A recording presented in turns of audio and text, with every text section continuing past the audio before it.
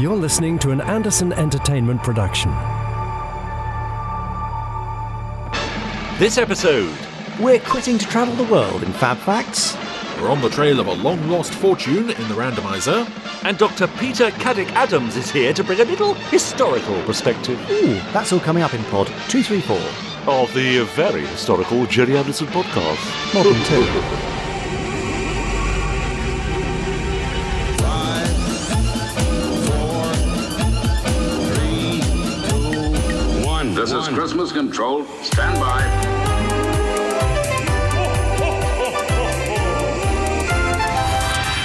Let's go.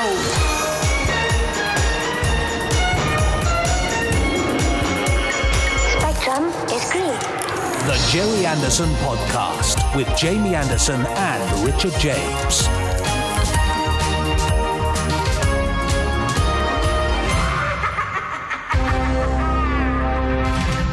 Oh, there's something lovely and sequential about this podcast, isn't there? What? It's a podcast that comes after a previous podcast and before the next one. 234.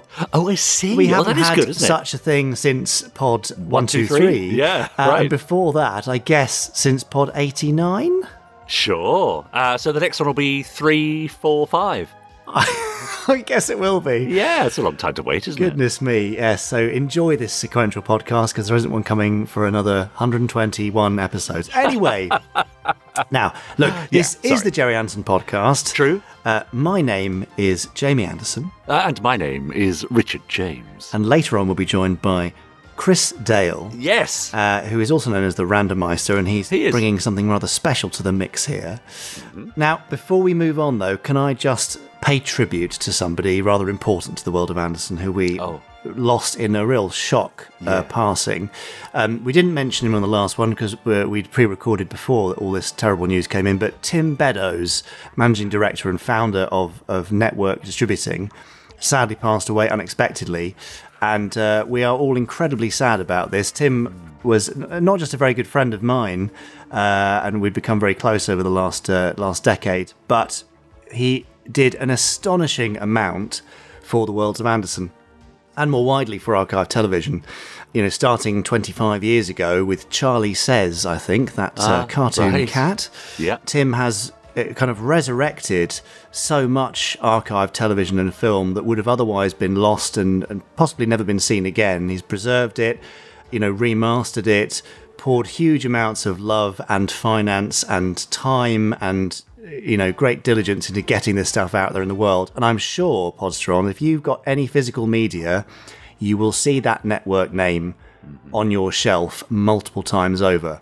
All the recent releases, like the fantastic Stingray box set, the Fireball and Supercar ones too, all those HD restorations, no other company and no other person would have gone to that level of detail and producing such amazing products that allow us all to revisit those shows and remember them and see them at their very best, better than they were ever designed to be seen at. Yes, that's right. So it's quite an incredible legacy that he leaves behind, and I think when we hear the news this week, we will also see what effect Tim continues to have.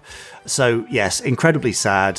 Thoughts with all of Tim's friends, family, colleagues, who were all completely shocked. But I'm very pleased to say that, you know, everything at Network will continue as far as we're aware. We've been speaking to them. There's lots of stuff planned for the future. Tim had plans for years ahead, which I hope and believe his colleagues will continue from now on. But yes, if you've enjoyed any Network releases, we'd love to hear your thoughts. Do drop us a note, podcast@jerryanderson.com, post on the Facebook group, post on Twitter, and we'll make sure that the stuff is shared with the team at Network and everyone else connected with Tim. So there we go. Absolutely. There's my piece. Yeah, quite right too. Yeah, that's it was a shock indeed. And as you say, I think Toby Haydock, I saw on Twitter, tweeted that, you know, he was sitting within reaching distance of several products from Network on his shelves, Yes. DVDs and Blu-rays and so on. So yeah. Yeah, I mean, I'm surrounded. Every angle I look in my office, there is something Network related. So, you know, quite the legacy, quite the impact, and the world of Anderson would be much poorer without Tim. So, and you know, we'll be poorer now for it. But you know, like we said, his legacy continues, as does Dad's. Just because somebody's no longer with us doesn't mean they can't still have an impact. Absolutely. And I'm sure we'll continue to feel Tim's impact going forward. Quite right. Now, We can't keep this all sad, Yeah. so we should definitely perk things up. Let's do that. We will have all sorts of fun stuff for you on the podcast today. Yes. Now, Richard, as you may remember on previous weeks, Right. I have a list of styles in which you can do the introduction I was hoping you'd forgotten. of the podcast. So, are you ready for me Right. to roll the dice and give you this week's intro style? Oh, yes, go on, make it easy though, please. Okay, I've lost my little box, but I do. have you? I do have my. Can you hear the dice in there? Anyway, I'm here we go. Yeah. Oh, Oh, right, yes. Go on, surprise me. this week's introduction is in the Yes. style. Yes. This is a two-hander. You'll be pleased to know, Oh, good, much good. like the gerbil one from a previous week. Yeah. In the style of this morning's Holly and Phil. I don't even watch it. Well, basically, we share it and say, coming up this morning, blah, blah, blah, blah. And we say okay. it in a very Wow. kind of lively, enthusiastic way, okay? All right, shall I start? So, yes, good All right. morning and welcome to good This Morning. Hi. I'm Richard. And I'm Jamie. And what have we got And, coming out this week, Well, Richard? we've got a fantastic. Actually, that's it. It's gone already. Oh, That's how. I don't know what they're like. I don't watch it. they're just very bubbly and effervescent. And We've got facts coming up in just a moment. And then, of course, as usual, we've got our lovely Podsterons in with messages from all around the place, email and Facebook groups and that kind of thing. And we've got the first part of an interview with historian Dr. Peter Craddock Adams coming up a little later on. Caddick Adams, in fact, there, Richard. yeah, beg your pardon. Careful, don't put in an extra ha ha ha. Oh, sorry. Of course, we've got Jerry Anderson news, as we do every week, and there's so much going on. You're going to really look forward to that. Yes, and we've got the weather from. Oh no, I mean we've got the randomizer from Chris Dale later in the programme. But of course, in between all that, have you mentioned Holly, our lovely Podsterons, and how they've been getting in touch? I've already said that bit. Oh, well, I don't know. I can't remember. Yeah, and then there's a randomiser with Chris Dale. All right. I mean, Jamie, God, that, I think that we wasn't really my, blew that one. Yeah, that wasn't my favourite, to be honest. You've got to pick stuff that I know. I thought you. Hang on, you're an actor. Yeah, well, Don't actors well, watch exactly. morning television? No, they're still in bed. They don't get up till 11:30. Okay, fine. Right, well, I'll scribble out a couple more of my future suggestions and we'll do it better next week. Yeah, sorry, that was a disaster. Yeah, sorry, Gosh, Podsterons, wow. we've really let you Yeah. down. Nobody's Yeah. going to be making special artworks commemorating this particular intro, are they? Or are they? Probably not. Anyway, Right, yes. should we just move on and Yep. do the thing that we normally do at this stage? The news. No. What, the randomizer? No, it's actually that bit where you make out that you have forgotten or really hate the first section of this show, which is in fact Fab Facts. Now, time for this week's Fab Facts. Yes, it's Fab Facts. I've got a book of Fab Facts, which is here. Yeah. Flicked and slapped there. I wasn't right. quite sure what I was going to say. I'm going to flick to the book. Yep. Richard will shout Fab at a random I point. will. That'll stop me flicking, and we will happen upon a page which will We will. hopefully contain a Fab Fact. Are you ready, We Richard hope so. James? Born ready. Then here we go. Fab! Ooh, okay. There's a little chunk there at the last minute that slipped through Yes. a clammy thumb. Okay. But we are, well, see what you think of this one. I think we're in a fairly interesting place. Okay. Do you remember Tony Anholt? Yes. Good.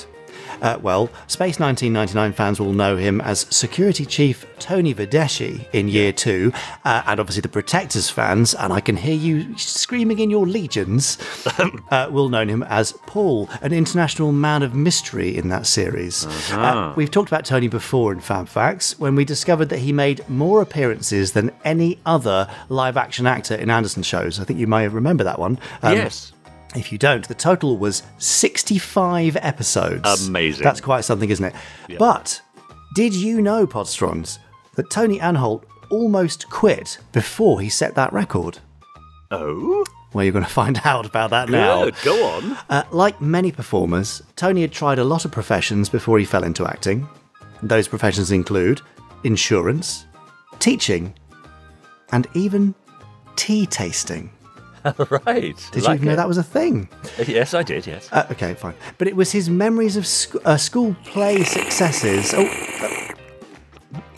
That's you tea tasting, is it? Yeah, that's what you do. Very, very good, thank you. It wasn't that, but it was his memories of school play successes that made him decide to give acting a try. An actor friend, who Tony declined to name in interviews rather sadly, was switching careers to become a director, and he offered to allow Tony to use a string of American acting credits on his CV.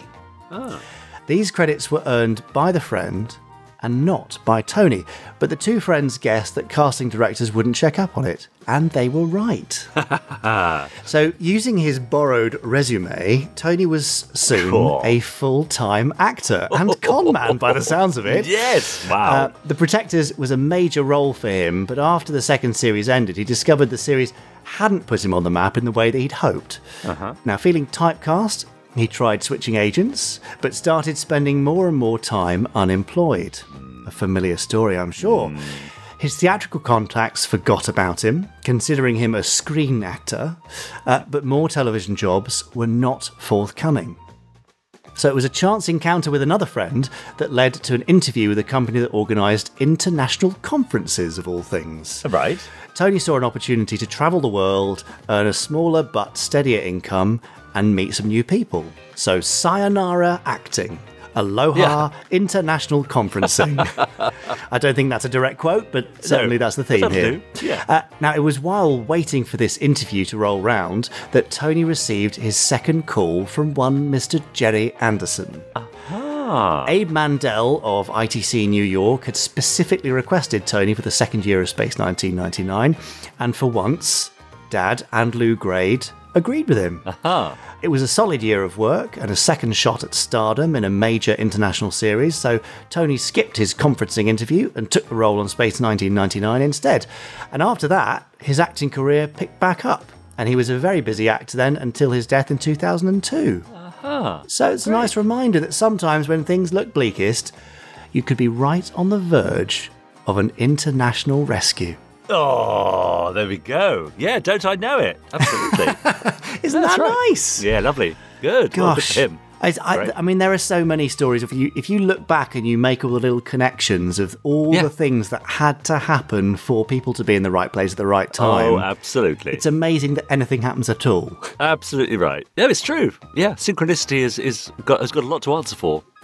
Yes, indeed. Well, I mean, think of it. If you and I hadn't had that chance meeting in the lobby outside L&M stage. Yeah, we wouldn't be sat here now, would we? You wouldn't be 234 podcasts into the Jerry Anderson podcast. So who knows? No, I might have been. It just might have been me and Lou Hirsch. Oh, can you imagine that? Can you imagine? Well, maybe there's a special edition for Pod 300. Let's see. Yeah, we'll see. Yeah. So there you go. Yeah, no, interesting. But using nice. someone else's CV, though. Wow. Yes, naughty, Tony. Yeah, you couldn't get away with that these days because everything, I suppose, is so much more easily checked. You know, you just go straight online, straight to IMDb or Spotlight or whatever it might be, and it's all there. So it's not just a piece of paper anymore. No, information is so readily available and so easily checkable. Although there's plenty of people that do manage to fudge things and behave like frauds. And also, well, there's nothing wrong with blagging your way through, I have to say. No. You know what I mean? If you believe in yourself and Fake you know you can do the it. job. Yeah, that's right. Yeah, exactly. Yeah, well, there you go. What I'm doing. I'm glad that that's how things worked out for Tony. Sorry he had to go through that bleak time, but there you go. Lucky the timing worked, and for once, ITC New York and Dad and Lou all agreed on something for Series 2 of Space 1999. So there we go. Yeah. There you go. A rather nice one. Podsterons, if you know of any other actors who almost missed their opportunity to be in an Anderson show or have a similar story, then do email us podcast@jerryanderson.com. But whether you know that or not, that brings us to the end of this week's Tony Fact! I was like, hang on, actor fact? No, that's rubbish. Yeah, and then you already said it. So Tony fact is great. For a little while, I was going to go for bleak fact. I was thinking I can't bleak have that. fact Isn't as that well, odd? yeah. That word just popped out at me. Yeah. No, we can't go there. Now, what is the very antithesis of bleak, would you say? Podsterons? Yes, and they've been getting in touch. Of course they have at podcast@jerryanderson.com. Here's one from Jonathan Bell, who says, Dear Mr. Anderson and Mr. James, and the randomizer general himself, Chris Dale. Hello, gentlemen. Just a quick email to say thank you again for being such wonderful hosts. It's nice, isn't it? He says, I just received my Standby for Action concert Blu-ray, and it was worth the long wait indeed. It was lovely to see all the wonderful costumes worn by the orchestra again. It was great reliving that great night back in April and to be part of something so special to bring the legacy of your dad, Jamie. John Coleshaw's wit and humour was a great delight on the night too. I'd like to thank all the wonderful team that brought the concert together, and that night will stay with me for the rest of my life. I'd also like to congratulate all the wonderful team at Anderson Entertainment for all the great, wonderful customer service and hard work they put into it. They also deserve a pat on the back. And especially Louise, who was helpful about my recent orders. That's good, isn't it? They are great. We've got a wonderful team. Absolutely right. Jonathan continues, I'm looking forward to hearing my Thunderbirds Terror from the Stars CD very much. All the voice artists, I believe, have done a wonderful job recreating the vibe of the original 60s show. And finally, I recently got the Thunderbirds board game from the early 90s. And what fun it was to play. It had all the pieces, so lucky me. I wonder how many other Podstrons have this 1992 Thunderbirds game too. So looking forward to getting the new Thunderbirds card game. I enclose photos of recent purchases for you. Yours faithfully, Jonathan Bell. P.S. I always listen to the end of the podcast. Well, that's one. Really? Yeah, that's one. Exactly. That's nice from Jonathan, isn't it? That's lovely. Yeah. Geraint Williams says, I happened across your video on YouTube about the missing verse, or third verse, from Fireball. If you look up the Cadets Fireball XL5 1982, it has the extra verse included. And there's a couple of videos on YouTube too. We've had the Cadets recommended quite a lot, haven't we? But it's a very different style, as we, I think, may have commented. Anyway. That's right. Now, Big Al has got in touch to say, every Saturday in Big Al's house is Super Marination Saturday, where I start the day with a random episode of Marionette Magic, usually picked by the randomizer, Chris Dale, the previous Monday. That's a good idea, isn't it? Makes sense, yeah. Yes. Sometimes my 11-year-old daughter joins me, but often the struggle to rise before 9 a.m. is just too much for Big Al. P.S. He says, great job with Standby for Action and the new Thunderbirds audio releases, plus the amazing Fireball XL5 comics collection.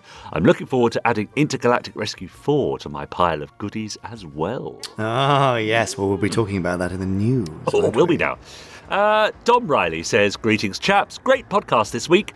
I've been following Ellen for years on YouTube. So this is Ellen Rose, I believe, who's a previous podcast guest. Lovely person. Didn't realise her love of Thunderbirds went so deep. Like myself, I was introduced to Thunderbirds partially by my gran and partially my late dad, in the sense that my gran would rent the VHS tapes from the library, and then my dad bought the Carlton DVDs in 2001 for me.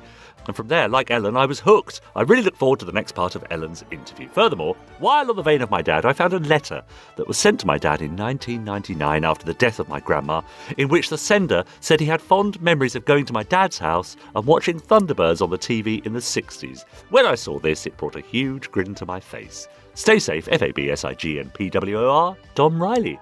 Isn't that lovely? We've always got lovely emails, but I feel like there's a particularly lovely edge to emails this week. I think you're right. But then again, this one's from Simpsons Clips 24. Okay, well, let's see how we go with this one. Hello, Richard and Jamie, Simpsons Clips here. So I've been told by somebody in the know that Chris Dale may have had 40 people requesting to be on the randomizer after my appearance on there. Dear God, what have I started? Worries aside, I have another Anderson-related question that I'm hoping you may be able to answer.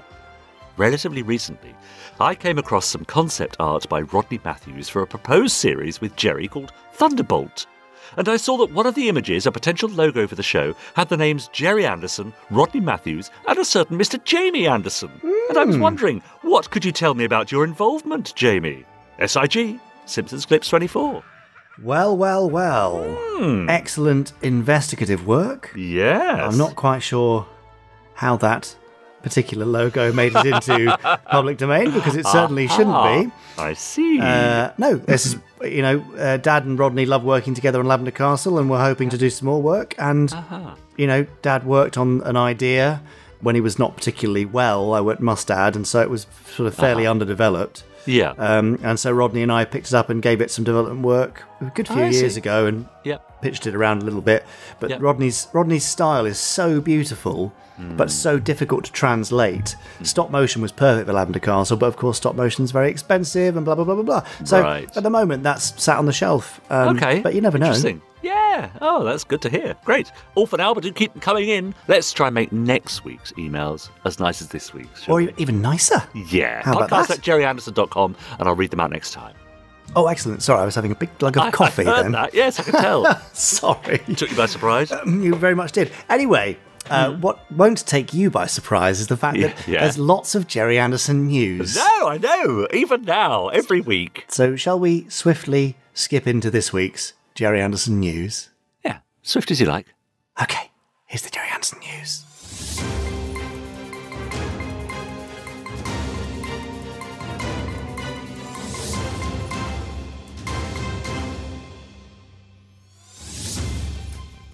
It's the Jerry Anderson Newsy news. Oh, you've added in a bunch of news this week. Yeah, why Interesting. not? Yeah. Also, can I just say, I'm really looking forward to hearing the festive Jerry Anderson podcast theme. Yes, which It's this time of year, isn't it? We It's should coming. have. We should have had it at the opening of this one, actually. I should think. we? Okay. But of course, we couldn't hear it because No. during that bit we're in the green room. Yeah, exactly. So Oh, God, sorry. I interrupted the news. it's How could I? absolutely fine. So starting off with the news, it's that time of year, I'm afraid. So you may hear the C word mentioned quite a lot. So if you're not that way inclined and you're not a big person into Christmas, then apologies. But we're kind of unavoidable to some degree. Thunderbirds Fire and Fury is out. Have you got your CD copy or your download copy? I think I said CD as if it was CD then. I did actually your CD copy. I meant compact disc. I do apologise. Fire and Fury's two brand new full cast audio drama stories from the world of Thunderbirds. And they're rather smashing. Great job. Adapted by Ian Meadows and one Nicholas Briggs. No idea who he is. No. Produced by Andrew Clements and starring our usual wonderful cast, including John Coleshaw and Genevieve Gaunt and Joe Jameson and Wayne Forrester and Justin T. Lee. And they're all brilliant. Yep. Can I just give you a couple of lovely review quotes that we've had? Oh, please do. Previous podcast guest and writer David Mundy says, the listener is immersed anew in Anderson's iconic atom punk aesthetic, which, in a flash, invokes the excitement of watching Thunderbirds as a spellbound 8-year-old once again.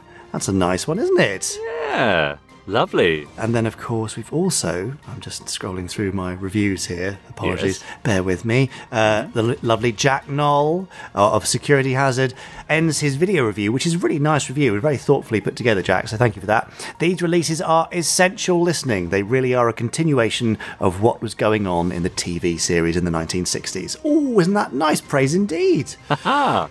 So, yes, hopefully more of those next year, but we'd, I'd love to get your feedback, Podstrons. Are you enjoying them? Do you like CDs? Do you just want downloads? Do you want both? What can we do to make your Thunderbird audio experience even better? Drop us a line, podcast@jerryanderson.com. Great. So, from the familiar, perhaps what might be called the jewel in the crown of Jerry Anderson stuff, to an unknown property, relatively unknown. We've mentioned Intergalactic Rescue 4 in the last couple of weeks. Now, I just wanted to flag to you that the book is going out to pre-orders this coming week. We are still dealing with a little bit of a backlog from Captain Black Friday, but they're on the way. Now, it's a limited hardback collector's run, and at the time of recording, there are just over 100 copies remaining. So if you want to get your collector's edition of this very special book, written by an award-nominated actor, That's true, yes. Richard N. James, then do go and grab it. It's just search for IGR4 or Stellar Patrol on the Jerry Anderson store. Richard, I mean, if you could sum up Intergalactic Rescue 4 in one or two punchy sentences, what would you say about it? Gosh, I would say, okay, it's Thunderbirds meets Lost in Space. Great. It's characters you will love. Yes. Rescues that will enthrall. Ooh. And an ongoing story arc that will intrigue. How's that? Oh, that's a great summary. It was sort of 4 sentences, but Okay, good. all right, well, take your pick. It was very, very good. So yes, do grab that, and I'm so pleased that we can do little things like that to get the lost worlds of Jerry Anderson out there and into your hands and minds, Podstrons. Yeah, too right. Another way that we've been doing that is working with the lovely Robert Wood and David Hirsch on Maybe There, the Lost Stories from Space 1999. Now, the hardback collector's edition is sold out. There are no more copies, and we will not be printing any more. However, later this month, you will be able to get the paperback and the Kindle version. And that's kind of the pattern for things to go forward. We'll do a limited run on a hardback of any novels, and then they'll switch to paperback and Kindle. So if you are a hardback collector, then grab them before they go. And if you're just keen to read them in any old way, want a digital one or a paperback, then you can, hang around till later on. It's totally your call. We just want to make it as accessible as possible, but also, add to that lovely kind of collectability. Because I have to say, all those books, Stingray, Thunderbirds, 5-Star 5, IGR4, and then maybe they all look so beautiful together on the shelf. They're really lovely. I mean, I'm not a big kind of sequential collector of stuff, but I've got them all together on my shelf, and they do look brilliant. So there we go. Later this month, we'll be beginning our little 12 Days of Christmas countdown. Oh yeah. Counting down to Christmas Eve. I know that's not really 12 Days of Christmas, but it's the way we're doing it. And don't worry, it's not a salesy, promotion-y thing. We're just going to be giving you some interesting, fun articles and videos, a few laughs, a few interesting tidbits along the way. So keep an eye out there. Stand by for action. I know you're all enjoying that. We've had a few emails already. Yeah. The concert. There is a highlights video on the YouTube channel, if you haven't already seen that, where you can get the feel for some of the best-known tunes from the Jerry Anderson universe. The DVD and Blu-ray and CD are available, and I was very pleased to see the Blu-ray in the Amazon charts. Wow, really? Yes, for music video and soundtracks. Yeah, brilliant. It was number 12. Fantastic. Today, at the time of recording, up there with Andre Rieu and The Lion King and Top Gun. I mean, loads of very contemporary and very big stuff, and we're up there. So that was really gratifying and really lovely to see. And lots of amazing comments coming in from you, Podsterons, and elsewhere, which are all getting passed on to the team who put it together. So thank you. Now, just a quick ask from me. If you have bought it from Amazon, that's absolutely fine. Would you go and leave a review? I mean, a rating. Yes. Because it just helps keep it up there. Because right now, if you look at the top 20 or 50 releases on Amazon, they've all got loads of reviews because Stand By for Action is so new. It's the only one there with no reviews yet. Oh, okay. So that'll help it stay up there and keep things going and, get things out there in the world of Anderson. So, yeah, it would be really lovely if you could do that. Thank you. Yeah. Now, I did mention at the top of this is a long news section, isn't it? It is. Tim Beddoes, it's just such a shock and so very sad for all of us. I looked through my emails and recent stuff, and Tim and I have been talking about all sorts of amazing stuff we were planning over the next few years, and I hope most of that will still go ahead. Super Colorization, that fantastic set of, I think, 6 colorized episodes, 4 Feather Falls, 2 Supercars and 3 Fireballs, will be available to order from the Jerry Anderson store from the 12th of December. So if you'd like to grab that, it's a lovely, lovely set and such a wonderful experience to see it all in colour, as well as 2 full programmes of their sort of nights in, so as if you were sitting down and watching it, where they're presented by Beaker and Matt Matic, and the other one by Robert. That's me, unfortunately, Robert the Robot. Sorry about that. It's a lovely set, so do go and grab that. And also coming next year, as we've mentioned, Jerry Anderson Life Uncharted, the extended edition. So Ben and I have been working on the extended version for that. There's lots of fantastic extra material in there, including Dad's take on the 2004 Thunderbirds film, in which he speaks very candidly about the whole thing in a way you might not have heard before. And just to say, congratulations to director-producer Ben Field. I should say Benjamin Field, because that's his professional name. Oh, yes. On the recent nomination for a Content Innovation Award for the documentary for its use of deepfake. Now, we didn't win, but to be nominated is a great thing. We were up against some amazing big shows, including Brian Cox. What is it, 7 Days on Mars? Was that the title? Right. Loads of good stuff. So it's really lovely to be recognised up there, and I'm sure there'll be some other award noms to come. But well done, Ben. That's fantastic. And finally, bearing in mind, I'm well aware of all the stuff that lots of us have got to deal with coming up to Christmas, and all the cost of living stuff and electricity and all those things, so that please don't take this with any degree of expectation or guilt tripping. There's none of that. Nope. If you do have a few quid to spare this December, then as usual, as we ask most years actually, the Young People's Puppet Theatre are fundraising as part of this year's Big Give. Now, I've talked to you, I'm sure, about the YPPT before, but basically they go into schools in often deprived areas, and a class of primary school kids get to put on their own puppet show from scratch. They choose a play, they design the sets, They build the puppets, they do all the performance, all that kind of stuff. And it's an amazing charity that does so much for the kids that go into those programs. You might think, well, what good can that really do? But the quiet kids find their voice. Bullies become sort of friends to many. People who can't concentrate, kids that can't have difficulty concentrating, find focus. Somehow it taps into all the challenges that kids have. Amazing. And answers them. It's quite spectacular. Yeah. Now, the Big Give is an annual thing where a trust or a foundation will match 1-to-1 any donations that come in. So basically, if you go in and give £1, it's worth £2. If you go and give £10, it's worth 20, etc. You get the maths. Yeah. So if you can, today is the last full day of the day of release, the 5th of December, for the Big Give. Please do go and have a look. The short link is andr.sn/biggive, so andr.sn/biggive. And you can see there's a great video showing you the impact, in this case on a couple of Ukrainian refugees, a couple of little girls who came in and became part of a project, and they loved it, and it really changed their experience of being in the UK. So, you know, it's a lovely thing. If you've got a couple of quid to spare, there's no donation too small.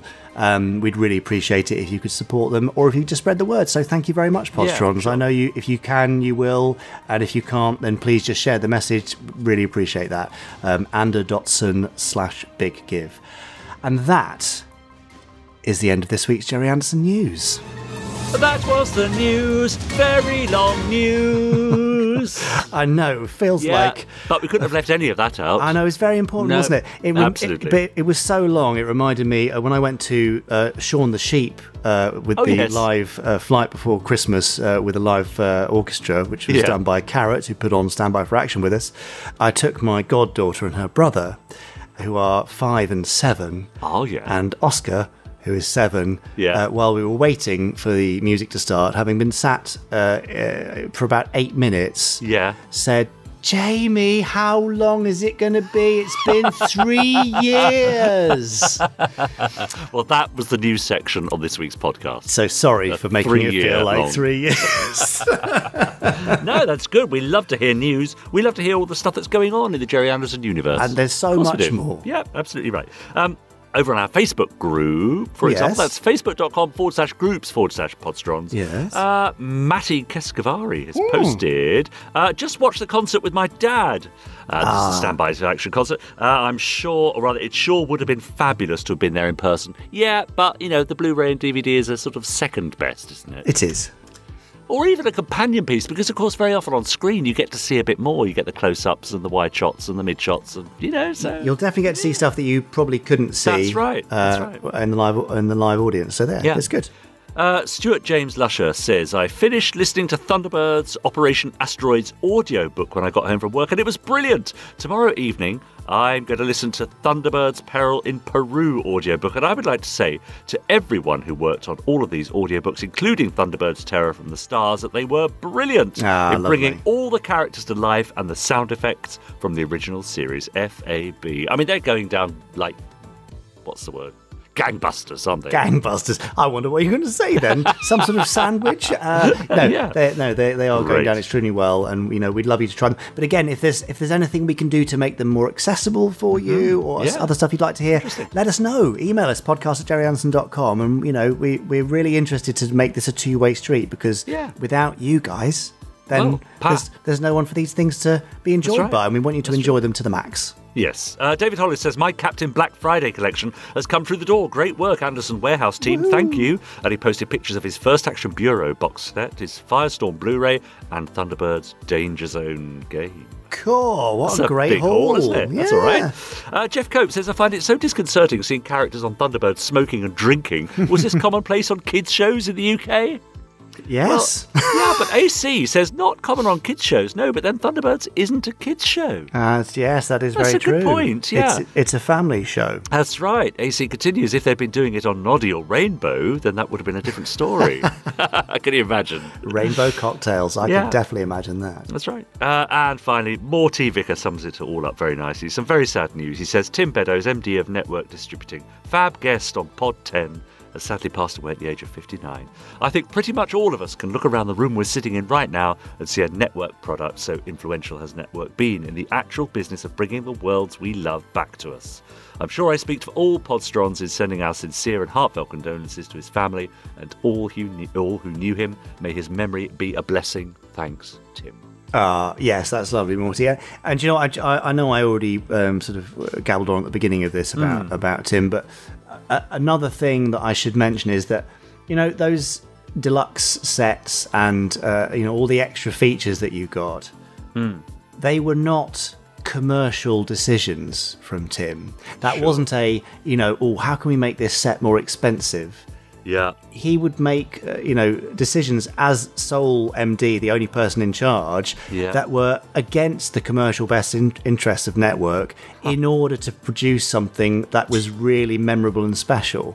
So, you know, if you've ever thought, oh, that's a bit expensive, I can tell you that they would have been better off just doing plain old discs rather than all those extra features, because as we know, producing stuff like that in those numbers, it's actually really expensive to do, but Tim would always go above and beyond so that the fans' experience of those sets was the best it could possibly be. So, you know, you don't often get that these days, but that's how much Tim loved the shows, that he wanted you to have the best experience possible at the other end. Fantastic. And there we are. So, yes, do join in on our Facebook group, join in the conversation. Post your own thoughts about Tim and Network, and why not post a picture of your Network collection? I know a lot of you have got the stuff on your shelves, so let's see it by way of a tribute. Keep on posting. I'll read them out next time. Lovely stuff. Now, our podcast wouldn't be the same without our fantastic interviewees and contributors who come and join us, because otherwise it would just be me, Richard, and Chris jabbering on. Yeah. I mean, that'd be all right, wouldn't it? I mean, it is 2/3 that anyway, but it's nice to have some variety. And variety this week is exactly what we have. So you may have seen on Twitter a tweeter called Dr. Peter Caddick Adams. Now, it may not be a name that you're instantly familiar with, but he's always tweeting Anderson stuff. And it became very clear to me that he loves all things Anderson, particularly Thunderbirds, but anything vehicular is definitely his area. Now, Dr. Caddick Adams is a military historian, as it turns out. He's a professor on the history of war, a broadcaster, a writer, and an Ander fan. Excellent. And he has an absolutely unique perspective on all Anderson shows. And I had a really lovely chat with him. And he really surprised me with a few things where he's going into fairly high up global organisations to talk about leadership and military strategy and history, and quite often will end up referring to something Gerry Anderson. So that really took me by surprise. There's some lovely little nuggets in here. So here is Dr. Peter Caddick Adams, part 1. Well, hello, Jamie. It's great to be here. I'm Peter Caddick Adams. I'm a professional military historian, but born in the very earliest of Anderson generations.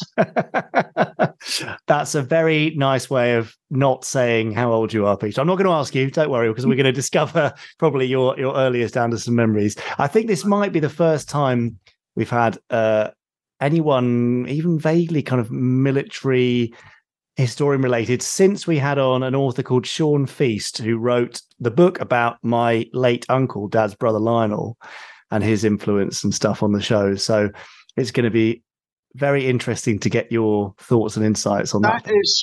That is fascinating, because I just think of a lot of the series being very, very militarized and heavily influenced by, well, the war that had just happened sort of 15, 20 years beforehand. So this is a huge gap in your entertainment and your chats and podcasts, because I see it almost purely in terms of military interest, and it's there in every program if you look. Oh, I completely agree. I mean, we recently did the documentary Gerry Anderson Life Uncharted, and we covered a big chunk in there about Lionel, his older brother, the hero brother, who we believe went on to become Mike Mercury, Steve Zodiac, Scott, Troy. All those characters we think were essentially replacements for the hero brother that he lost in the war. I mean, I know a little about him, but not a great deal. But I know that Thunderbirds came from Thunderbird Field, which is an airbase I've been to see in Arizona, I think it is. Falcon Field, now known as that, Yeah, where his brother was training during the war, I think. Yes. At the time. I mean, I was trying to gather my thoughts, and then a complete left field came in because I was doing some other work on the Cold War. And I sat down and I watched the movie Strategic Air Command, which James Stewart made in 1955. And it's all about the B-26 sort of nuclear-capable bombers that were, roving the skies all the time, waiting for World War III to happen. And the opening sequence of that is of this huge, great big monster, the last great big, I think it's got 6 propellers or something, bomber taking to the skies. And there's wonderful shots of the fuselage lifting and the undercarriage slotting into its place. And that is pure Fireflash and all the other craft. Yes. And if you were to put a bit of Barry Gray to the beginning of that, because the opening sequence, it's all black and white. And yet Thunderbirds just leapt out at me.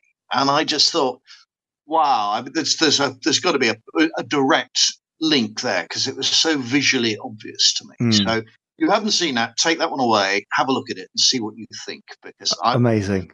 Sold in the first seconds. Okay, I will do, and I'll be in my head playing along some Barry Gray music.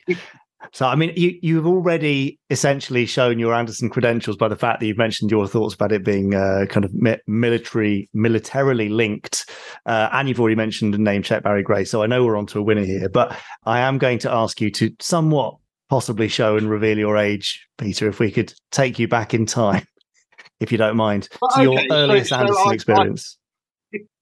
I was so we're talking about the mid 1960s, when television is transitioning from black and white to color. So I can remember Stingray in black and white. I can sort of begin to remember Thunderbirds in color. So we must be talking sort of 65, 66, something like that. I would have been watching Stingrayus, I think the first series that I remember sitting down just after school in my little grey shorts, sitting down and watching. But I was aware that, Fireball XL5 had also been on, and that was presumably on as repeat. And someone gave me an annual of a thing called Supercar, which I never watched at the time. So I think I've just about encompassed sort of all the range. So I was born in 1960, and so that must be, right bang in the middle of the sort of Thunderbirds generation. And there's hardly anyone I speak to of my vintage who isn't aware of this. Yeah. And I've worked as a military historian or international relations specialist in 58 countries around the world, and inevitably, I weave Thunderbirds or Gerry Anderson into an awful lot of my presentations because I talk about the Thunderbirds generation or the Airfix School of Military History, which is something else might time with you. And there's instant buy-in wherever I go in the world. So 58 countries certainly sign up to Thunderbirds. Amazing. So Thunderbirds, and then Captain Scarlet, and Joe 90. And I think with so many of these things, the music's got to work, and in every case it did.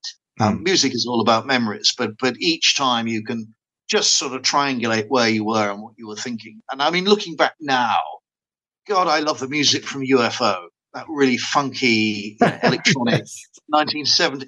You can almost work out which year just by how wacky the music is, and it completely progresses and changes. Yeah, although while always being very identifiably Barry Gray and completely at odds with other kids' entertainment at the time, I think. Yeah, I think that's one of the longevities of the whole Anderson business.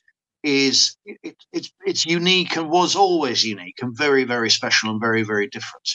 And I think the real stars, particularly of Thunderbirds, and Fireball XL5 and Stingray were leading up to that, were the craft, not the people, not the puppets, not the Super Mario.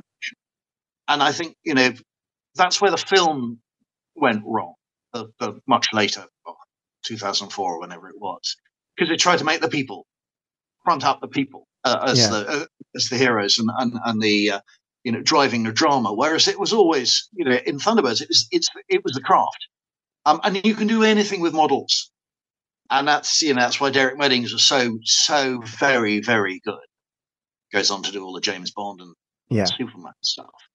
But it was those craft that really captivated all of us.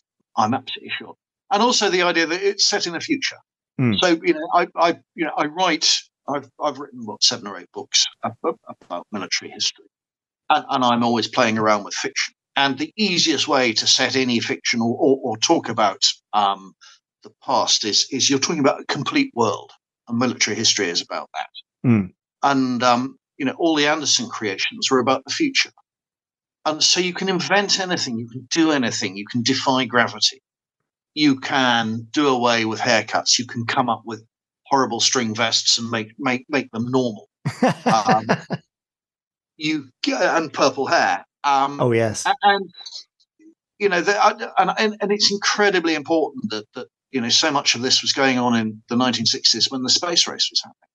And it's not happening now in the same way. I mean, there's sort of Elon Musk, but the amount of money being poured into the space race between America and Russia just made everything possible. Man on the moon, no problem. 1969. And so we believed it was all. I was sold the future was going to be rockets, interplanetary exploration, of course, and robots. Yeah, absolutely, without a doubt. And to be honest, I feel rather shortchanged. Yes, I think it is a bit of a letdown by comparison, isn't it? But that's an interesting point, though. That do you think these shows would have so captivated their audience if it wasn't for the context of the space race? If they'd come 10 years later, would they have been so exciting for people?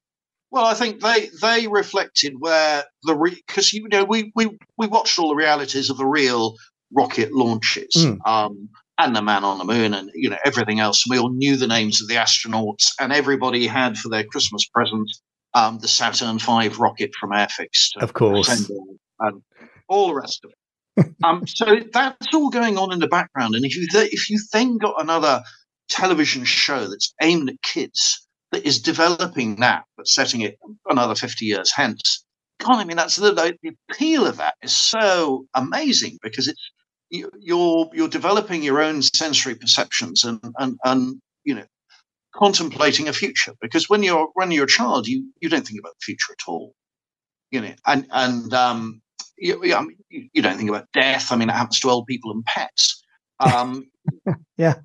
Your range of sensibilities and knowledge is incredibly immature, so you can fast forward to the future and it can do anything.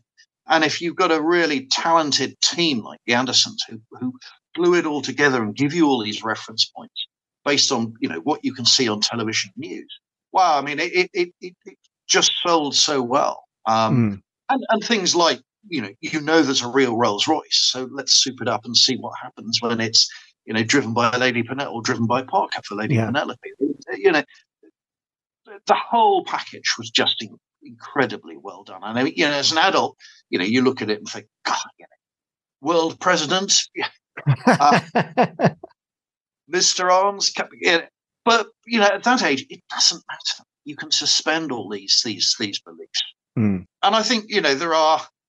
I mean, I've got lots of friends who work for the International Red Cross or the United Nations, and they are all Thunderbirds devotees. Oh, I'm very glad to hear that. That's great.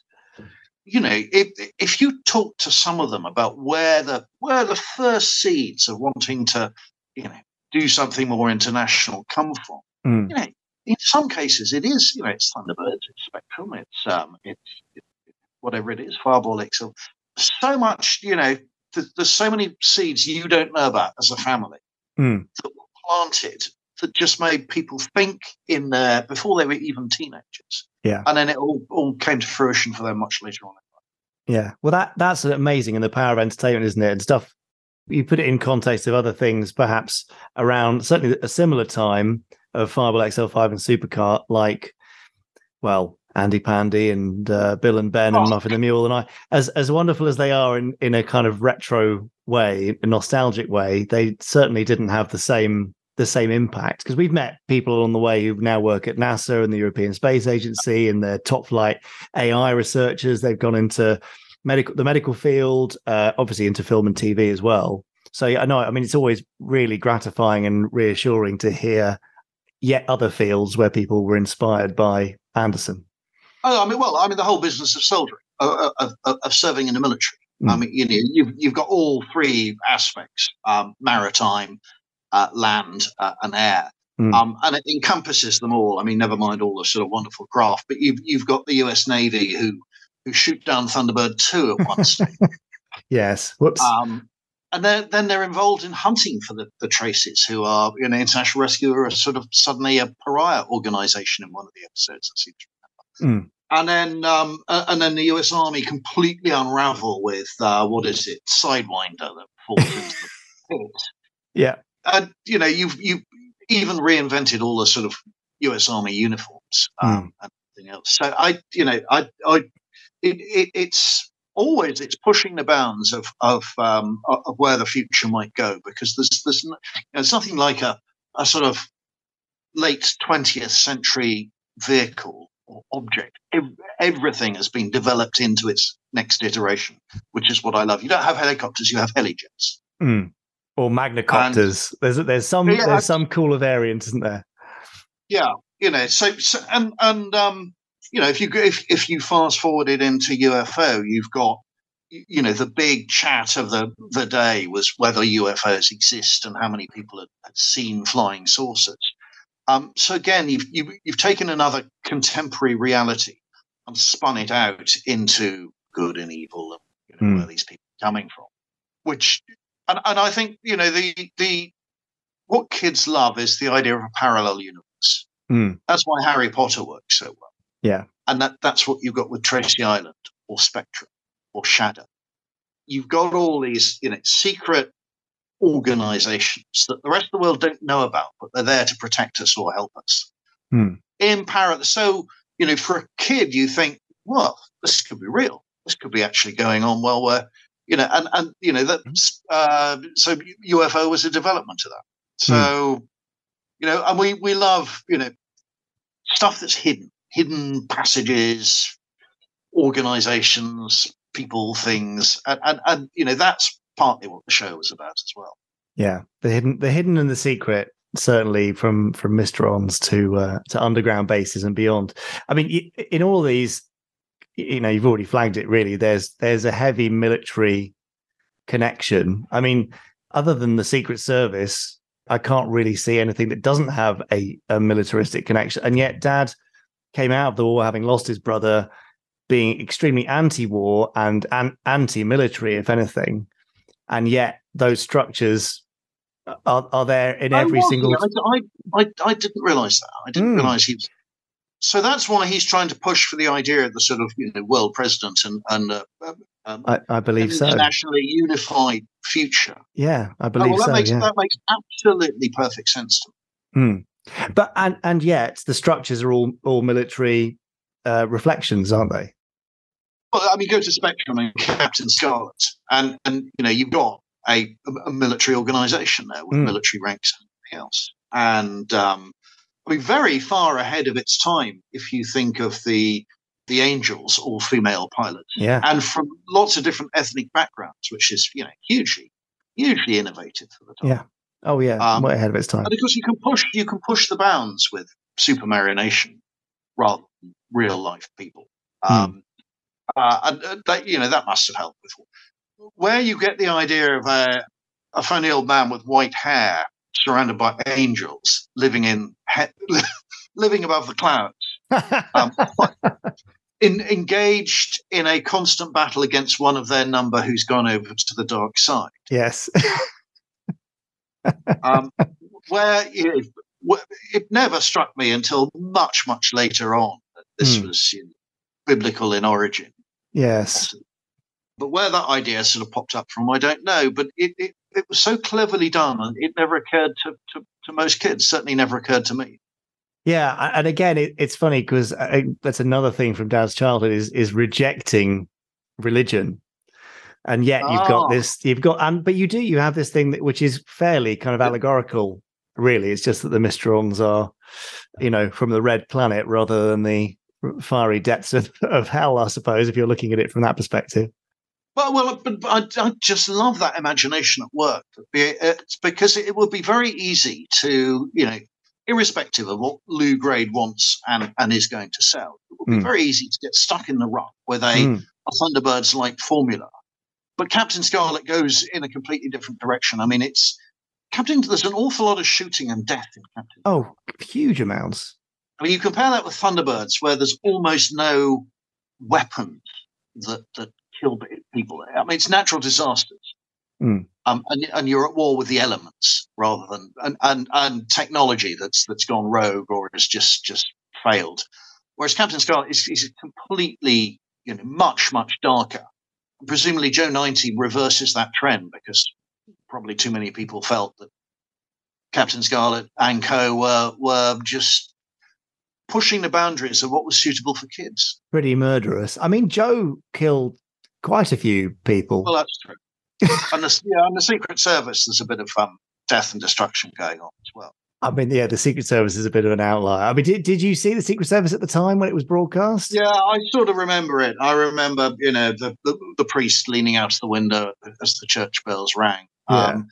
But I mean, to me, it had far more humans in it, or far more human features in it, and so I was less interested because and that's why Thunderbirds work really, really well, because it's another world, and therefore you're willing to suspend your belief because the machines lead it, and it doesn't matter that the puppets have slightly larger heads than they should do, and you can see the wires, the eyes are all boggly every now. Whereas I always thought when Captain Scarlet make it almost more realistic for people, you're trying to fix a problem that doesn't really exist.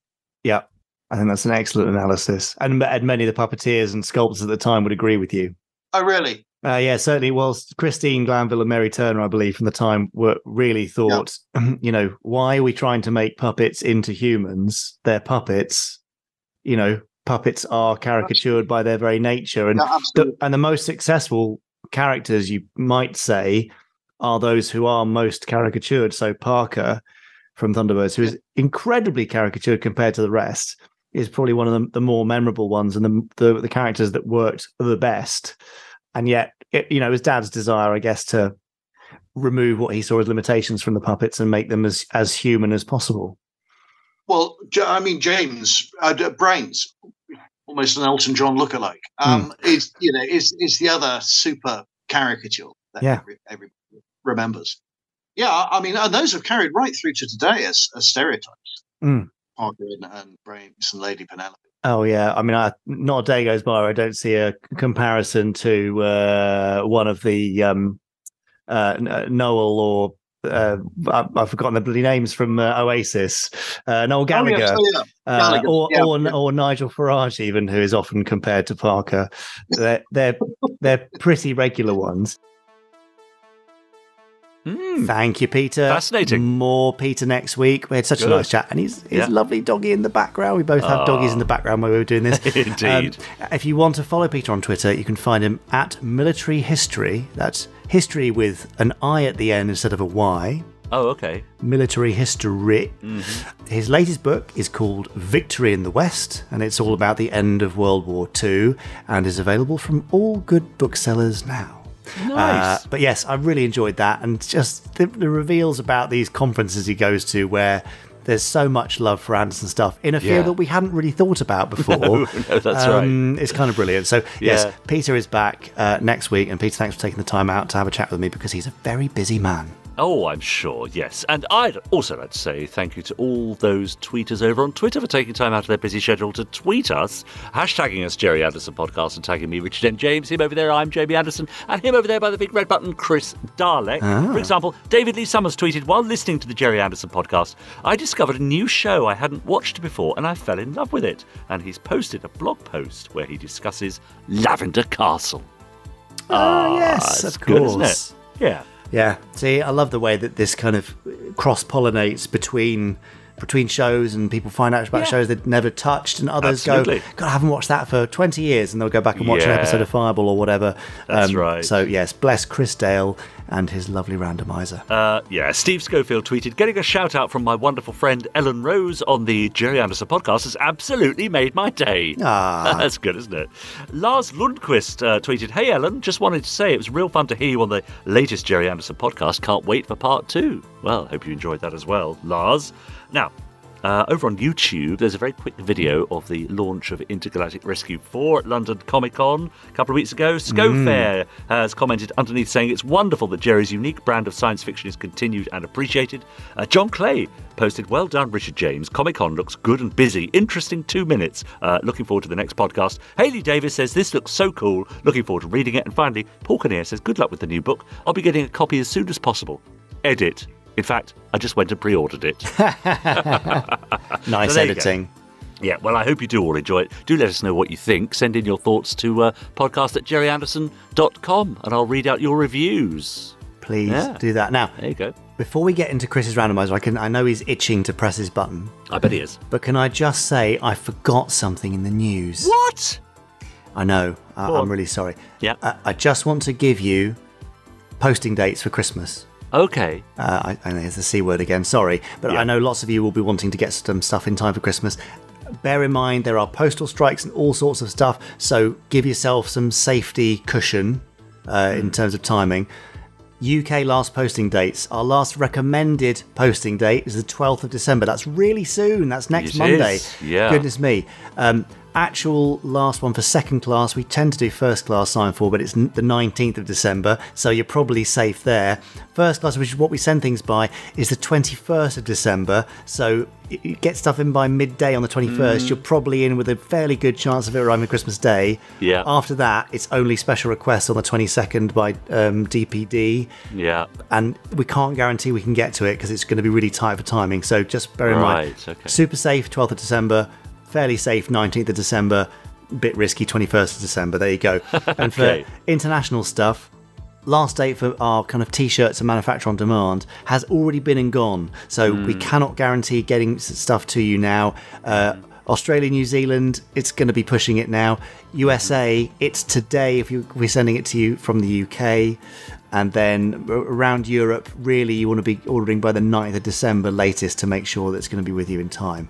It's so tricky these days because we're all working so remotely. There's more e-commerce going on. We're in shops less, so everything's strained. We've got the Royal Mail strikes and all that sort of stuff. Right. Yeah. So please bear with us. We are doing our best. And Louise and Tim and Michael, who work so hard on operations and customer service, I'm giving them an extended little Christmas break. So our customer service desk will be closed from the end of play on the 22nd of December until the 4th of January. Right. So we will get back to you as soon as possible after that. But please don't expect responses in that time because they really, really have earned a break. They all deserve it. They deserve more than that, but sorry, that's too much to do. Great. Good. Right, I'll stop now. Yeah. That was supposed to be in the news. What's next now, Richard James? Now I've messed up the order of our podcast. I'm done and dusted, so I think it's over to Chris Dale for the randomizer. Oh, please, Chris, I need a breather. Over to you.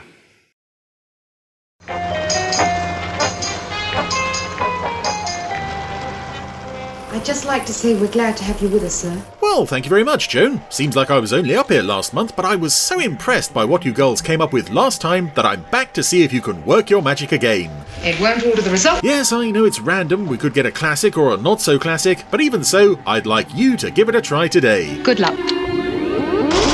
Thank you, that's it. Yes, 230 episodes down now. Still a long way to go yet. Might as well be at the other end of the universe. Yes, quite. When will the first pictures be through, sir? Oh, anytime now, as soon as we get the printout. Yes, that's it. And let's see. Okay. Well, today's episode is one I'm sure I've seen, but I don't remember all that well. It's the Quick Brown Fox? Yes, thank you, Lieutenant. Is there anything else? Maybe do with some coffee. Oh, cream and sugar, please. Yes, sir. Lovely. Well then, here's the Protectors. So, with some very funky music, we welcome the Protectors back to the randomizer, but this time it's Season 1. I don't think we've been here since... Oh, whenever the last time was. Actually, I think maybe the last time we were in season 1 was for an episode that I often mistake for this one. I get this one and the Numbers Game mixed up. I don't know why, because they're two totally different stories, but I just, in my brain, they seem to occupy the same space. I think it's because the titles are just... Well, no, even the titles are both totally different. It's, Dini, I have an appointment with Senor Keller. I don't know what my problem is. But, the Contessa? Is it the villa of Senor Keller, played by Maurice Perry? 5, 4, 3... Why is she counting down? 1, go! Oh, they're dropping Harry off once they've got past the guard at the gate. There's a long drive up to the villa, so they've let Harry go en route so that he can make his way in on foot, possibly to do some detective work of some kind. Of course, this being the first season, the Contessa still has her chauffeur, Chino the chauffeur, and also Paul is around with his motorbike. What's he doing here? He's getting a tape recorder ready. Of some kind of something or other's going on here.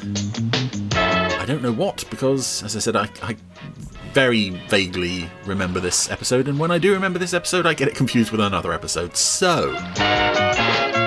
But I like the fact that Maurice Perry is going to be in this episode, because I do like him in other things. He's a regular face from some lovely guard dogs, lovely German Shepherd guard dogs. Yeah, a familiar face from other ITC shows and Doctor Who and such.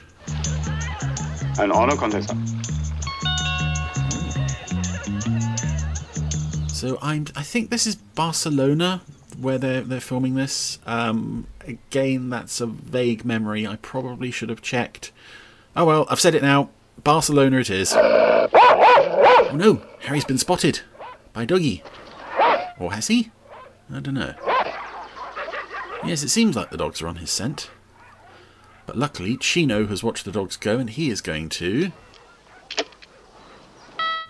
signal to Paul, who presses play on the tape recorder, and it produces that lovely noise to distract the dogs.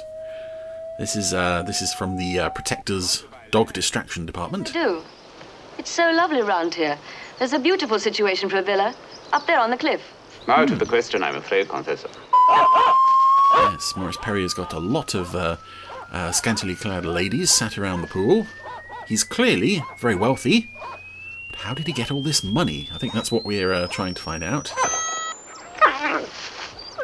Oh, yes, the sound has now reached a high enough frequency for the dogs to hear. Oh, they managed to create two dogs out of one shot there. They just showed one dog reacting, and then they flopped the footage to show the same dog reacting, but pretending to be a different dog. There we go. Won't change your mind.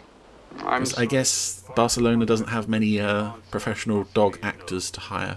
As you may be aware, Contessa, I am a man with a past. For me, that past is dead and buried. I regret what I did, what I was. I detect a bit of a German accent here. That is true. I still have interlopers, journalists, sensation seekers. That's the guards, that's the dogs. Oh, thus this excessive quantity of champagne. No villas overlooking my estate. So, he's wealthy, he's got secrets, he's got a German accent. And this is an ITC show of the early 70s, and there was one thing ITC shows were quite fond of. Usually 1 or 2 episodes per series would deal with, with the fallout of something that happened in the 1940s. You know, you name it, name an ITC show, chances are they did an episode revolving around what we're about to find here. Possibly once Harry has unlocked this door. I may have started talking about this a bit too soon. But luckily Harry has a skeleton key to unlock that door.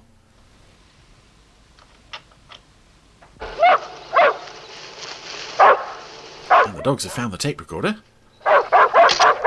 Turn that off. Oh, these so cute doggies. Yes. Harry is now broken in, and inside the room, well, photos of a certain person, whose dulcet tones you may be hearing there. There's various pictures, bits of bric-a-brac, all left over from the Second World War. And there's a photo of Maurice Perry standing behind A certain mustachioed gentleman.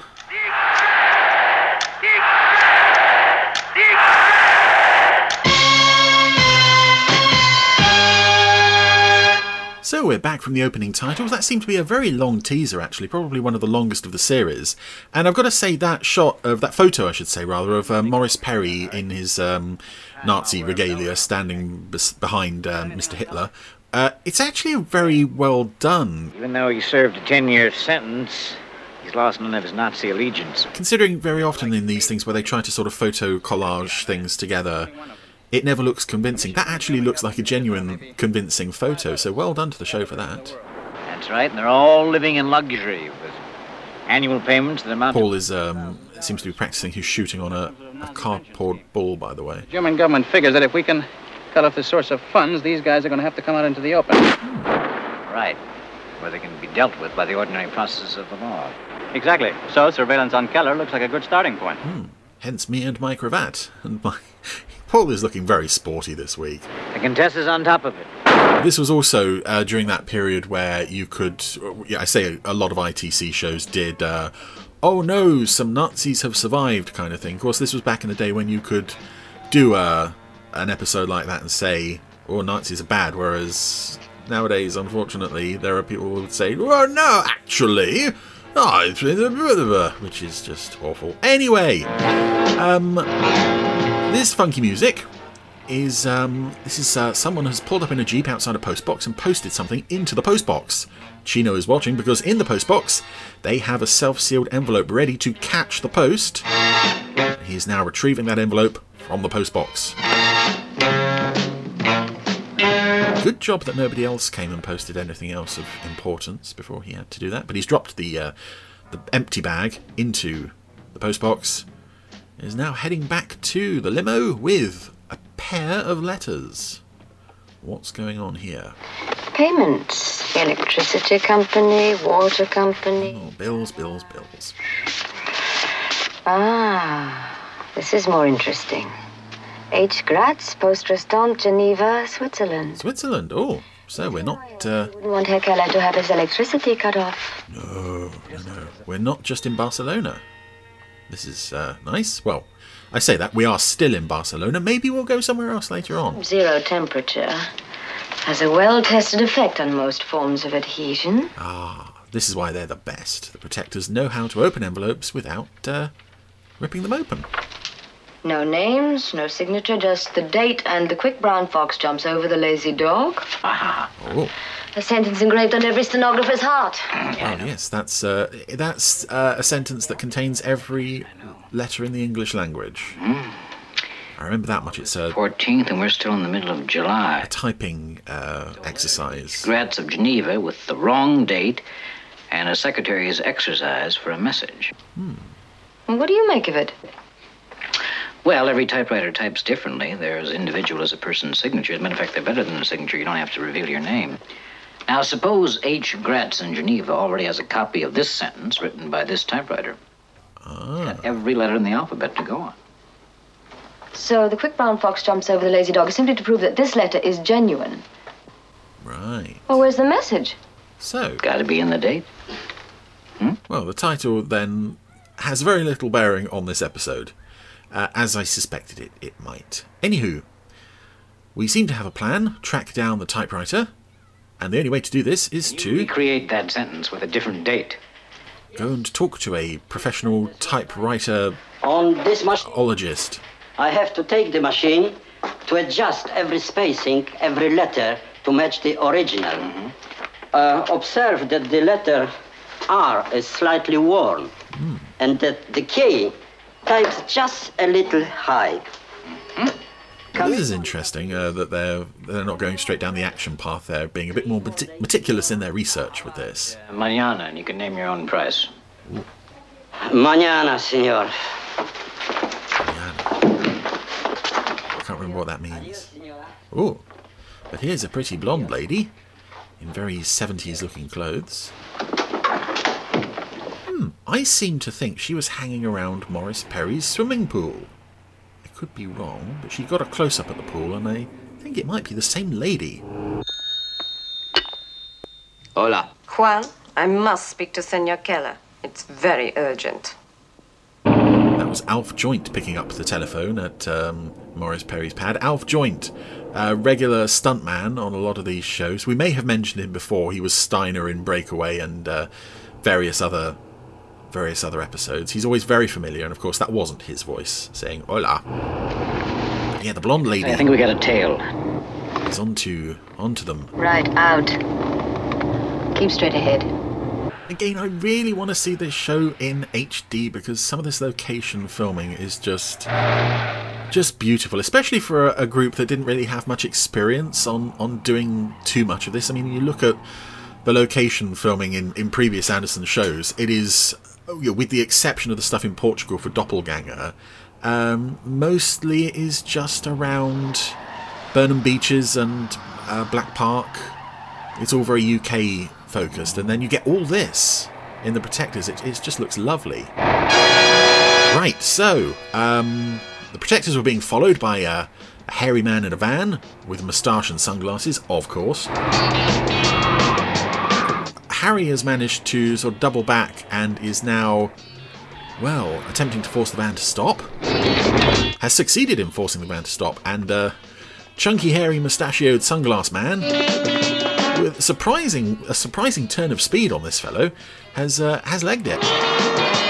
Here comes that Jeep we saw earlier, putting things in the postbox, and while Harry pursues, or Harry's stunt double rather, pursues the runaway truck driver across some sandy dunes, the guys in the Jeep are out, and one of them has a rifle. Oh, and our chunky mustachioed guy is, yes, he's on the top of a very sandy cliff. He's in the sights of the guy from the Jeep. That's him and Harry ducking for cover there. But dumpy mustachio guy made the mistake of running. He's trying to run across the side of the cliff now. That was never going to work. And here's a very impressive stunt. Rolling, rolling, rolling, rolling, rolling, rolling, rolling, rolling, rolling, rolling down that hill. Vamonos! Our work here is done. Vamonos! But of course, Harry's not dead. Because we can't kill Harry because... I don't know. Maybe there's a scheme within a scheme here. I don't remember this one all that well. But regardless, we are minus one fat hairy guy. And you typed this sentence over and over again? Si, senor. But with no idea why Senor Osuna wanted all those copies? Senor Osuna was very reluctant to talk about the job, senor. Ah. So, blonde lady... You did well. Was then asked by typewriter guy to type the Quick Brown Fox on all of his typewriters. And she has told Maurice Perry. The Contessa we don't know. The Contessa, therefore, is our only lead. So, it's all a bit suspicious. No difficulty at all, Contessa. And here's someone else. Who's this? Dead. Herr Keller's associates in Geneva will remain unaware of your interception. I'm most grateful, senor. Not at all, Contessa. The authorities here are as anxious as you are that Herr Keller and his friends should be put finally where they belong. Some kind of policeman, I believe. Well, enough of that. We're off to the aeropuerto. I think we might be off to Geneva. Esta es la última llamada por el vuelo 721. Or at least Robert Vaughn might be. He's definitely at the airport for real. Whether he'll get to go to Geneva for real, or if it'll just be a back-projected Geneva, who knows. But, you know, you can't ask them to film in two different countries in the space of one episode. Barcelona's just looking very nice as Harry's flight takes off. Some more funky music. I love this stuff. It's one of the more underrated Anderson scores, I find. Oh, that's a very low-res shot of Geneva Airport there. That almost looked like it was taken from some kind of video. Okay. Oh, here we go. Mademoiselle, I am afraid these numbers correspond to no account in this bank. not possible. It's Christopher Benjamin. Must be a mistake. Not on our part, Mademoiselle Gratz. Monsieur, please. You must check again. We already have, several times. The serial number of Doctor Who and Danger Man and so forth. The Prisoner. Some more low-res footage there. Nice view, huh? Okay, so Robert Vaughan's not getting to go to Geneva. He's getting a ride on a back projection cable car up the mountains. Or is it the thought of Keller and his friends that's worrying you? So now this other lady has entered our story. They're going to think that you made off with this year's payroll. Some kind of... I'm losing the plot here. Who are you? My grip on it was tenuous at best. More quite low-res footage there. Thought the mountains were supposed to be soothing. But I guess for a girl with your troubles, that's too much to ask. You must tell Keller. The numbers are wrong. He's not likely to believe that. But I couldn't get the money. It's still in the bank. Please tell Keller. Okay, so this lady is somehow tied up in everything. Maybe this is why I confuse this one with a numbers game, because they start talking about numbers that aren't right. Working for the West German government. What do you want from me? Just to know who you are would be a start. Give me the number you gave the bank this morning. The number from the dates on the letters. Oh, okay, right. I told you, it's the wrong number. So she's the pickup to get the money out of the Swiss bank. Which part? Why should I give you the letters? Because the only hope for you is that I get to Keller and his friends before they get to you. Ooh. Yes, you don't want those Nazis coming after you. They're mean. Paul gets to go to Geneva as well. Here we are, gentlemen. The complete contents of your account. Oh, my name's not Henry Gordon Jago. Won't be necessary, gentlemen. Oh, lovely Christopher Benjamin. You assume an absolute right to the contents of the account. One single error in... And lovely old Swiss banks. Always very useful, particularly in ITC shows. It's a system we approve of. That's the Contessa's villa. Oh, is it?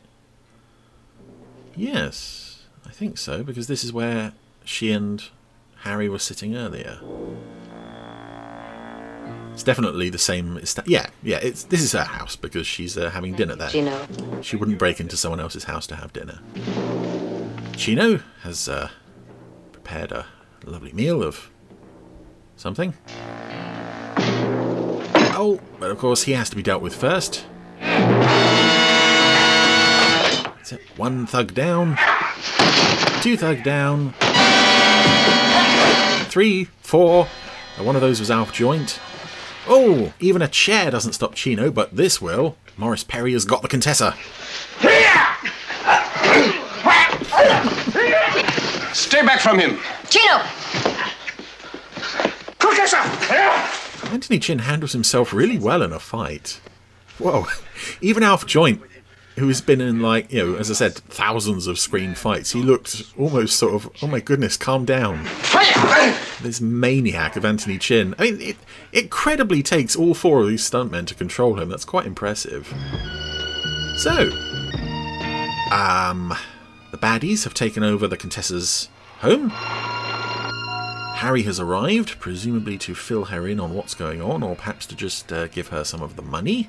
But somehow he gets the impression that it's all a bit suspicious. No idea where Paul is during all this. But Harry has let himself in, and of course he is about to find... Mr. Rule, isn't it? I was expecting you. No, okay, this isn't the Contessa's house at all. Why did you come here, Mr. Rule? This is Morris Perry's chateau thingy. You've been here before, Mr. Rule. I can tell because Morris Perry is sat behind his desk with a great big Nazi insignia flag behind it. My impression is that the whole world's been here before. Several times. SS Panzer Division. It's a war record to be proud of. Ooh. I think you might have overestimated the strength of your position, Mr. Rule. You've got nothing on me. And I've got Chino. I've served my sentence. 10 years. You're distributing funds to wanted Nazis all over the world. It's got to be worth another 10. You have proof? Each man knew only his part of the bank's serial number. Once a year, they send them to you. Aha, okay. The system was devised with care, Mr. Rule. So the plan does make sense if you actually go back and just watch the episode. For my own purposes. I don't do it any favours by waffling over it, I'm afraid. I live very well. because the episodes are so brief, essentially, they cram a lot of plot in, and some of the details just get mentioned once and then never again. What kind of proof has Harry brought? A quick brown fox with postmarks from South America, Africa, France. Each one with a part of a bank serial number contained in the date. Lots of Nazi friends all over the world, all wanting some money. No interest to me. I, on the other hand, have something to interest you. Something to exchange for the $1 million you appear to have misappropriated. Ooh. Bring her in. Ah, of course, the Contessa and Chino, whose hands are now We do meet in the most unsavory places, don't we? tied. Yeah. The man seems to think you're worth $1 million to me. I don't think that's going to slow him down somehow once the inevitable fight. Oh, there it comes. Quicker than I thought. Yep. Oh, yes. It's all the Protectors, the three of them, very easily overpowered. All of Morris Perry's chums here, but he himself... Whoa, nearly escaped, but Chino's got him in a bear hug. One of his thugs is about to pick up a gun to try to shoot Chino. I think we know where this is going. He hit Morris Perry instead. So, the world is now minus one former Nazi. All's well that ends well, I suppose. Yeah, they're showing that photo of him and Hitler again. That's actually really, really well done. It's the first, hopefully the only time you'll ever hear me compliment a picture of Hitler. Anywho. Now this is quite an infamous ending scene. Harry and the Contessa are in the swimming pool. Harry is swimming, the Contessa is on a lilo, trying to just enjoy the sun. Oh, go away. Harry, look, if you tipped me on it. And of course they've got a floating wine, champagne table with champagne and glasses on. You think so? Harry! So this is our end of episode silly moment. Will he knock her off the lilo? Yes, he does. And while she flails around in the water, Robert Vaughn helps himself to a sip of champagne, slides back in the water, and then... Well, he makes a very rude gesture. He gives her the finger. And I've noticed, actually, that that shot, when this episode is repeated on ITV4, they trim the ending just before he does that. I don't know why is that there? It's very strange. Anywho, that was the Protectors episode, The Numbers Game. No, it wasn't. See, I said I get this one confused with The Numbers Game. It's not The Numbers Game, it's The Quick Brown Fox. Oh, I think probably that is just proof positive that I really have no thoughts or opinions on this one at all. Sorry. Protectors, yeah. Well, I mean, we mentioned Tony Anholt, so it's kind of nice that Protectors comes up, but still, it's the Protectors, which is, you know, it's the Protectors, isn't it? Yeah, well, it's got its fans somewhere. Yeah, it's all three of them over there. Yeah, there they are. Hi. Hope you enjoyed that. More Randomizer next week. Now, if you've got anything you'd like to send us, drop it to podcast@joeyanderson.com. Please leave us a rating. We really appreciate those. We had a few recently, which are really lovely, and we really like to read those. Make sure you're subscribed. Click the button to follow us or the tick thing. Anything else from you? No. Okay, well, we'll be back next week. And why are you in a hurry? Well, I'll tell you after. Okay. Just wrap it up. Okay, that's it. We'll see you in Pod 235 next week. Bye. Bye.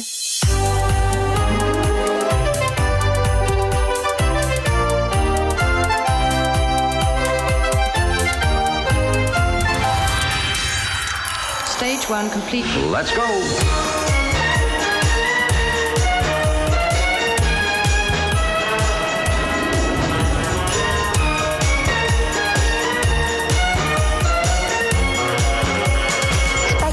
Is green.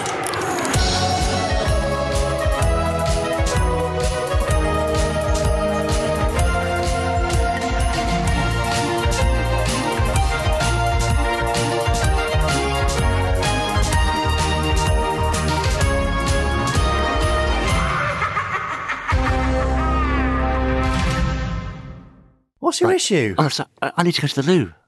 I've been sat here for an hour, had a cup of coffee. Oh, of course I did, but I had a cup of coffee during the podcast. I need to go to the loo. Yeah, but I've got to go now, so that's what I'm saying. Wrap it up quickly. Well, what happens if you don't go right now? I mean, surely you can hold it for a minute while we do this post-credits but I just thing. thought maybe this post-credit thing needn't be quite as long as it usually is, which would mean What's I get to go to the little bit quicker. one? I'm not saying there's anything wrong with it. I'm just saying if we can make it a bit shorter, then that gives me time to get to the How loo. short are you talking? Well, like finish now.